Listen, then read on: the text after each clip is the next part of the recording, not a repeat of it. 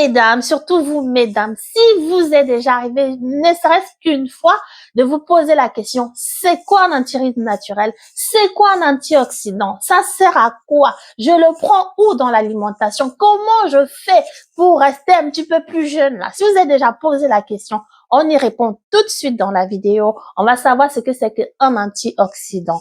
À tout de suite.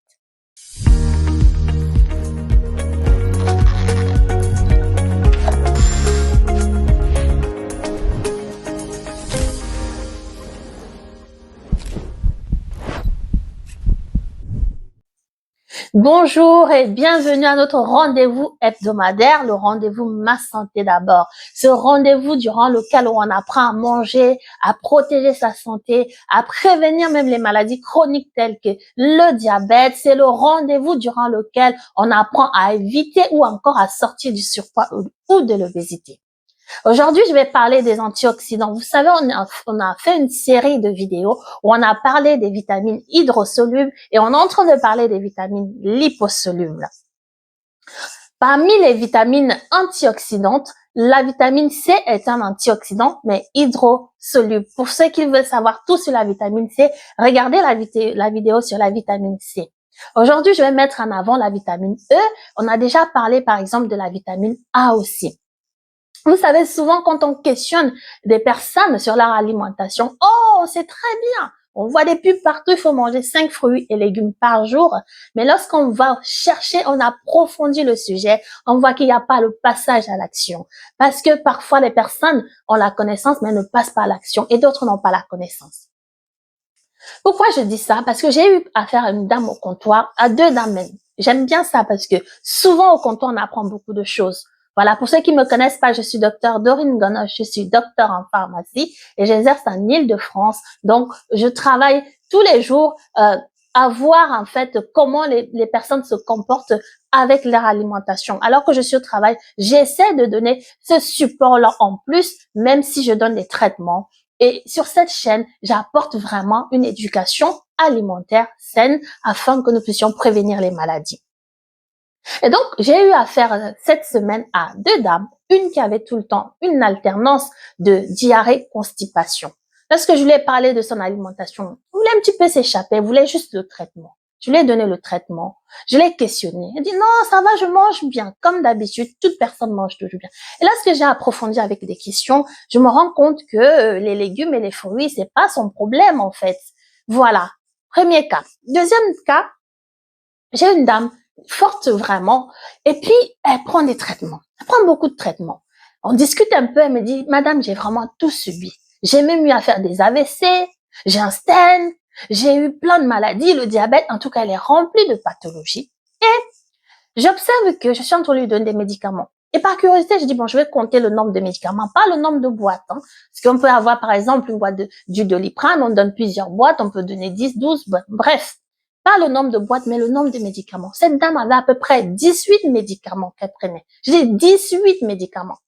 J'ai dit, mais c'est pas possible. Et quand je regarde son physique, je vois bien qu'elle a de l'embonpoint et qu'il faut faire quelque chose. Je la questionne. Elle me dit, madame, moi, j'aime pas les légumes et les fruits. J'ai dit, oh.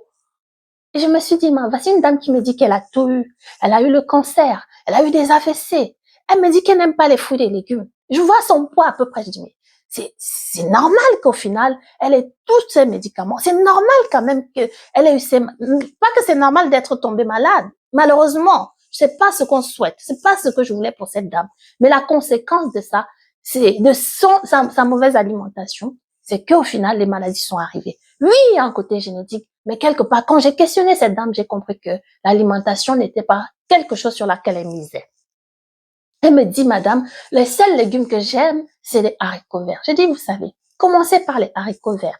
C'est ce que je veux dire à quelqu'un, en fait, en général. Parce que moi, avant, il y a des légumes, je n'aimais pas. Je n'aimais pas les choux de Bruxelles. Pourquoi? Dans mon alimentation, moi, dans mon éducation, j'avais pas ça à la maison. Mes parents ne cuisinaient pas les choux de Bruxelles. Donc, toute seule, j'y suis allée, j'ai commencé à les aimer. Je lui ai dit, c'est comme un ami. Souvent, il y a des personnes, on les voit de loin, on dit, non, mais cette personne-là, franchement, je la supporte pas. Et quand on l'approche, ça devient une personne qu'on aime. On dit, finalement, j'aime bien son caractère. J'aime bien la personne. Finalement, c'est un ami ou une amie. Vous voyez, les légumes, c'est pareil. Donc, il faut savoir les assaisonner. Il faut savoir les prendre Voilà, il faut en tout cas aller vers des antioxydants. Et les antioxydants, on les prend au niveau des vitamines, on les prend, pardon, au niveau des légumes et des fruits. Quel antioxydant qui va nécessiter qu'on prenne des légumes et des fruits? J'en ai déjà parlé, la vitamine C, d'accord? Vous allez aller la chercher surtout dans les agrumes. Parce que si vous mangez des choux de Bruxelles pour la vitamine C, en fait, elle va se perdre dans de l'eau puisque c'est une vitamine hydrosoluble. J'ai parlé de ça dans une vidéo pour ceux qui sont intéressés. Mais en tout cas, je vous avais dit dans cette vidéo qu'il fallait chercher les agrumes. Le citron, d'accord? Il faut aller chercher des oranges, des kiwis. Ces fruits-là vont vous donner des vitamines C, d'accord? Ça, c'est une partie. Mais d'autres antioxydants, on a parlé, j'ai déjà parlé la semaine dernière de la vitamine A. Vitamine très importante qui va aider pour la vision, qui va aider pour régénérer les tissus, vous voyez. Donc, c'est la vitamine qui va aider pour la belle peau. Pour ça, il faut aller chercher la vitamine A qu'on appelle, on l'appelle en fait rétinol en fait. Et ça, c'est la forme active. Mais maintenant, lorsqu'on va la chercher, elle n'est pas encore sur sa forme active, mais on va la chercher sous forme de bêta-carotène. On va aller chercher, je vous avais dit, dans tout ce qui est aliments orangés. Ça peut être du melon, du potiron, hein. Ça peut être aussi des carottes, de la patate. Je vous avais dit ça sur une vidéo déjà. On peut aussi trouver dans l'huile de poisson. On va trouver la vitamine A dans les produits laitiers, du beurre, des produits laitiers, du jaune d'œuf. Donc, il faut aller chercher ces antioxydants dans ces aliments. Si on ne le fait pas, on n'en aura pas. Et ce qui peut se suivre, on va mal voir si on n'a pas la vitamine A. Parce que c'est une vitamine qui intervient dans la vision, surtout lorsqu'il fait noir. Vous voyez? Et la vitamine C aussi, elle est antioxydante, comme la vitamine A, sous forme de bêta-carotène. Et ces vitamines ont aussi d'autres fonctions que si on ne va pas chercher dans l'alimentation, on ne va pas avoir ces fonctions. Et aujourd'hui, je vais me focaliser sur la vitamine E.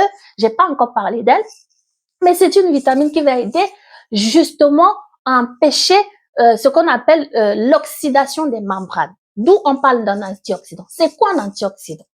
Un antioxydant, c'est cette vitamine-là ou cet élément-là ou cette enzyme-là qui va empêcher en fait l'oxydation des cellules. C'est-à-dire quoi? Ça va empêcher l'action des radicaux libres, si vous avez déjà entendu parler. On parle souvent d'espèces réactives de l'oxygène, d'espèces réactives de l'azote, qui sont en fait ces espèces, si je peux dire ces molécules-là, qui ont quand même une fonction. Ça peut être des messagers, mais il faudrait pas qu'ils soient là en grande quantité dans le corps. À partir du moment où ils sont là en grande quantité dans le corps, ça va créer ça va endommager les cellules. D'accord? Ça va endommager les membranes cellulaires. Et c'est dangereux. Et la vitamine E, elle va être là donc pour empêcher que les membranes cellulaires soient endommagées. D'où on va dire un antioxydant. Elle va, elle, s'oxyder. C'est un substrat suicide, comme on dit. Elle va s'oxyder face à un radical libre pour empêcher la membrane de s'oxyder, pour protéger nos cellules. Vous voyez? C'est le cas aussi lorsqu'il y a l'action des radicaux libres au niveau de l'ADN, il y a des mutations. Vous comprenez que si on prend pas l'antioxydant, les mutations, on a plusieurs, on peut engendrer un cancer. Donc, pour prévenir, il faut prendre l'antioxydant, pour prévenir le cancer. On va aussi avoir l'oxydation des protéines par des radicaux libres. Et lorsqu'on oxyde une protéine dans l'organisme, cette protéine n'a plus sa fonction. On pourra voir par la suite qu'est-ce qu'une protéine, les lipides, les glucides, qui sont les macromolécules. On va en parler. Dans d'autres vidéos, j'en parlerai. Là, je suis en train de parler des vitamines hydrosolubles et liposolubles. Vous voyez? Donc, si la vitamine E n'est pas là, les membranes vont s'oxyder. Il faudra en fait qu'il y ait une balance dans l'organisme. Il faudrait qu'il n'y ait pas trop d'espèces de radicaux libres, comme on dit, les espèces réactives de l'oxygène, de l'azote. S'il y en a trop, là, ça va endommager. En petite quantité, c'est bon. Et les antioxydants sont là pour donner la monnaie d'échange, en fait, pour un petit peu, on va dire, les calmer, pour faire le sujet plus simplement, vont calmer les espèces réactives de l'oxygène, de l'azote, des radicaux libres, vont les piéger afin qu'ils n'oxydent pas nos cellules, nos membranes, qu'ils n'oxydent pas l'ADN, qui est quand même le patrimoine génétique, vous voyez? Très, très important. Donc, il faudrait toujours qu'il y ait cet équilibre-là entre les antioxydants et les radicaux libres.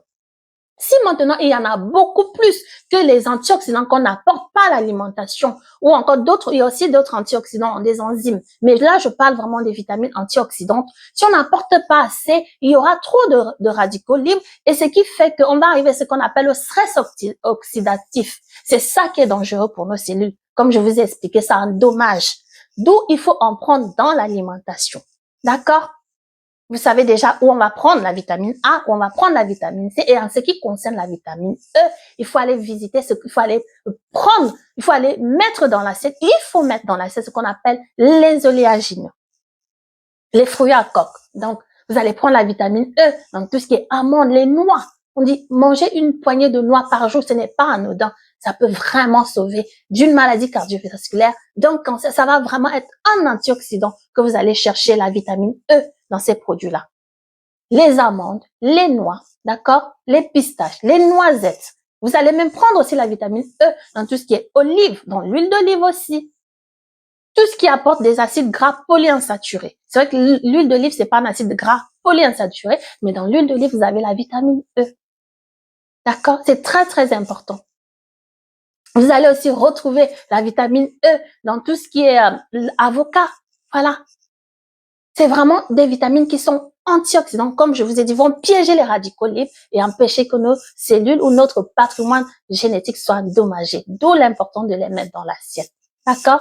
Voilà. Vous savez déjà, en tout cas, ce qui est bien pour la belle peau, la vitamine A, n'est-ce pas? Mais aussi pour la vision. Vous savez déjà que l'antioxydant est bien pour les défenses immunitaires. D'accord? La vitamine C, elle a aussi d'autres fonctions. Allez regarder la vidéo sur la vitamine C, pardon. La vidéo sur la vitamine C. Et vous savez maintenant aussi que la vitamine E, on peut la trouver dans tout ce qui est fruits à coque. D'accord? L'huile de poisson, dans tout ce qui apporte des acides gras polyinsaturés, on va trouver la vitamine E. D'accord? C'est très, très important. Donc maintenant, plus qu'à passer à l'action. Prenez soin de vous. Contrôlez votre assiette. Ciao!